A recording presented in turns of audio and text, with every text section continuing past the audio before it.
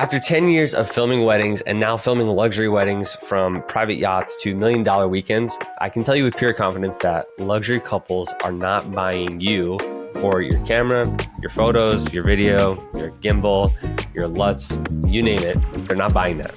The thing that they're going after is something that 99% of photographers and videographers, I think, completely underestimate. And the ones who are getting it right are actually getting invited back into these rooms again and again.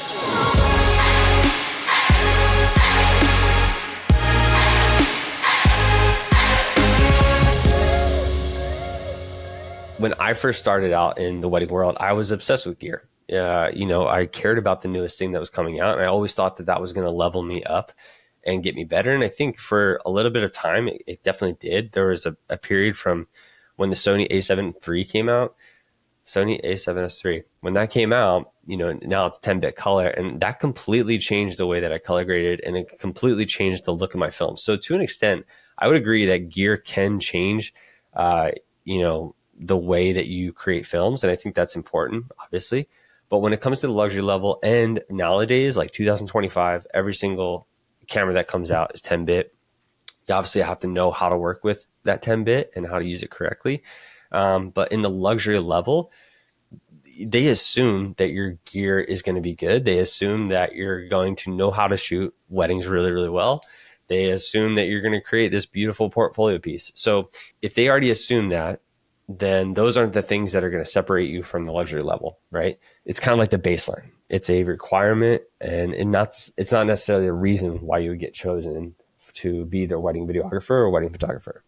The real skill that luxury clients are looking for is emotional intelligence in high pressure situations, right? Like every single one of these weddings has a lot going on. There's a lot to it. There's a lot kind of on the line, right? Like there's tons of details that need to be captured. The timelines are usually tight.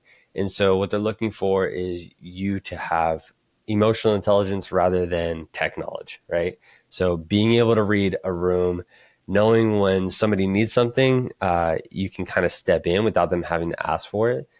Anticipating problems that might arise, or if a problem does come up, you know exactly what to do instead or how to get us back on track.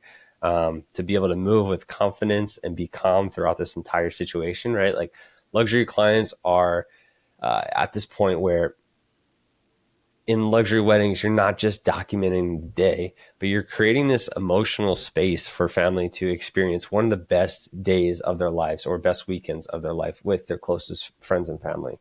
And so it's just really important that you feel more like you're a part of it rather than this vendor that is just capturing what's happening. There's kind of 4 elements to emotional intelligence. Number 1 would be anticipation. So always being 2 steps ahead is so important. And this kind of goes, for the timeline, right? Like know the timeline like the back of your hand, or at least have it on your phone so you can always quickly reference it and say, okay, I'm doing this right now, but this is coming up. So what do I need to get done in the next 2 steps?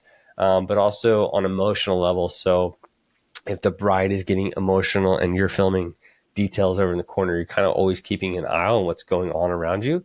So you can kind of quickly pick back up, grab composition the best you can, and capture these beautiful moments that are happening.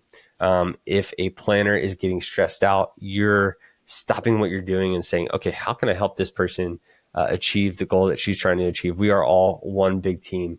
And so that goes so far. Like when they see you drop what you're doing and you step into their world and help them out, move tables, chairs, whatever it might be, or you're creating the scene a little bit better because their assistants didn't do it, that goes a long way. And I promise you they see it, even though they might not even say it. The last thing that's kind of important, especially when it comes to your second shooter, is the groomsman direction, right? So like when you walk into a room, you could be full of a room of guys that just want to have fun and party, and they're going to give you those shots that you're looking for, and you don't need to give them that much direction. But then there's sometimes where the groom and the groomsmen are really afraid of the camera, have never been in front of it. They're kind of awkward. And so like, how do you navigate those moments? How can I, get them together and make them feel safe, make them feel comfortable in a way and still give you great shots without having to make them feel awkward? Number 2 would be having a calm confidence. Your presence truly sets the tone for these weddings. And I think, especially in the luxury world, like they are hiring you because they want you to be confident in what you're doing. And no matter what, every single luxury wedding I've gone to, there's a lot of moving parts, a lot going on, high budgets, high expectations.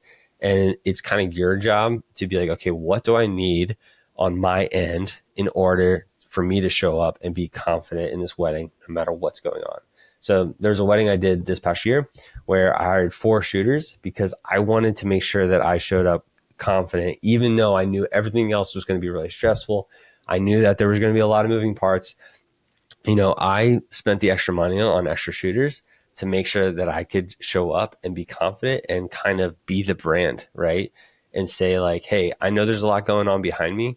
There's a lot kind of going on everywhere and it's all over the place, but I'm confident because I set my team up, and that's what we do at Roar Film Co. is we bring confidence no matter what the situation is. And so I think that just goes a really long way, because like when people see your energy and trust your energy, they're going to trust your vision and they're going to want to hire you back again and again.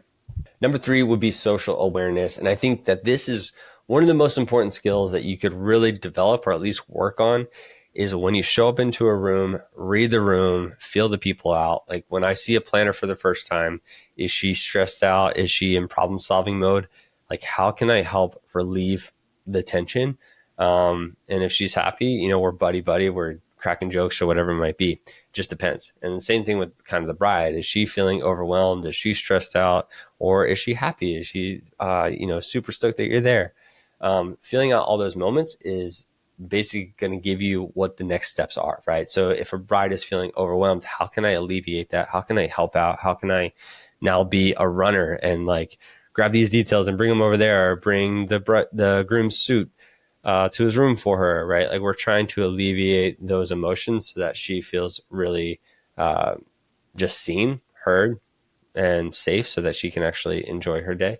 All of that is really important. And then when it comes to like the photo team or any of the other vendors, like if I show up and the photo team's kind of not stoked that you're there, because that has happened, maybe they're not used to videographers or they don't like videographers getting away, I can tell pretty much right away if this photographer is going to be hard to work with.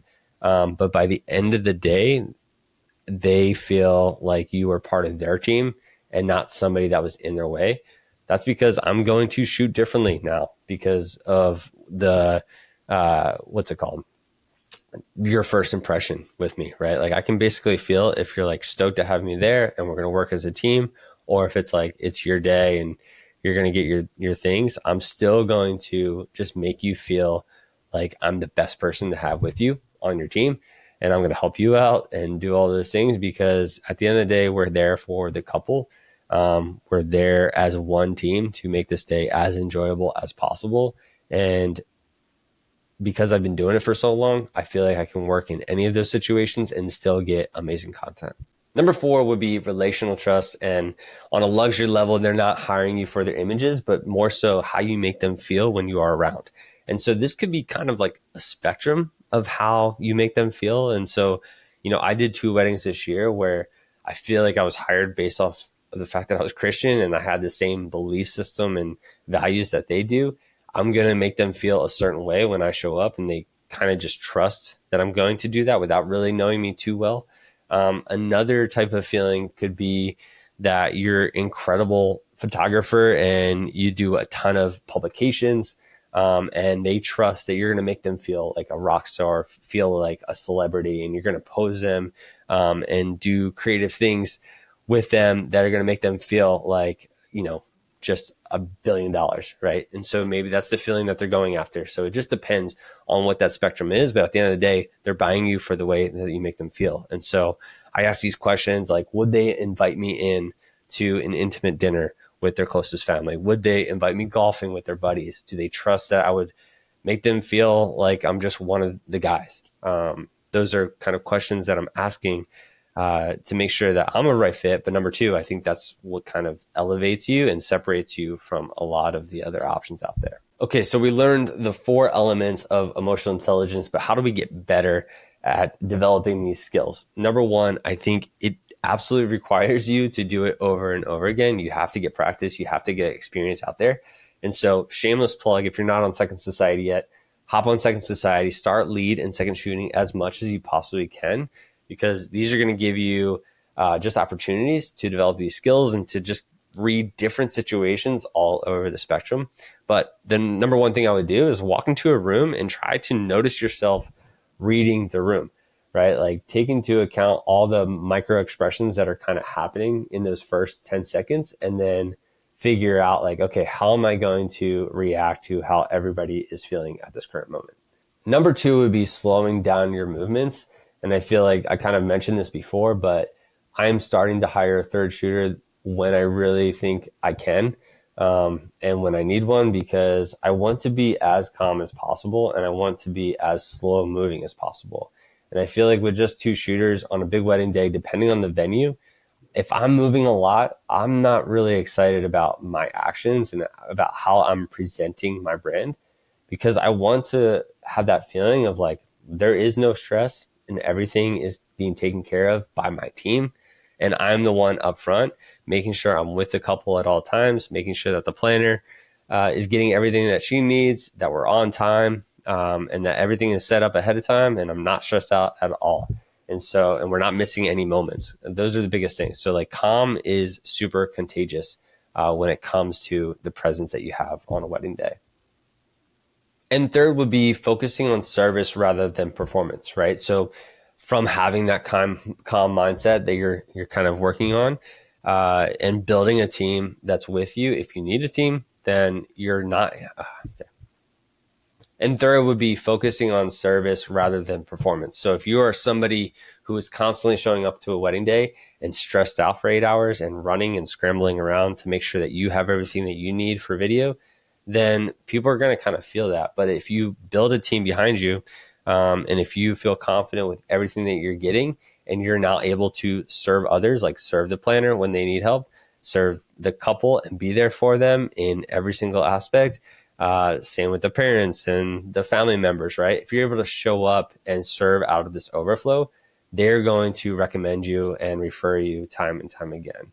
And so, gear is what kind of used to get you into the door, but this emotional intelligence and building up that skill is really what's going to get you hired over and over again.